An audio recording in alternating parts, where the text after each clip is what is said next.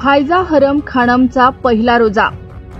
रमजान महिन्यातील विशेष महत्त्व असलेला पहिला रोजा एका लहान चिमुकलीसाठी आयुष्यभर लक्षात राहील अशी आनंददायी आठवण ठरला। जिंतूर तालुक्यातील कौसडी येथील फायजा हरम सईद खान पठाण या 6 वर्षीय चिमुकलीने दिनांक 19 मार्च बुधवार रोजी जीवनातील पहिला रोजा पूर्ण करून कुटुंबियांसह हा क्षण भक्तिभावानं आणि उत्साहात साजरा केला। फायजा हरम खानम या चिमुकलीनं पहाटे सहरी करून रोजा सुरू केला। दिवसभर कोणतीही तक्रार न करता त्याने संयम आणि श्रद्धेने रोजा पाळला।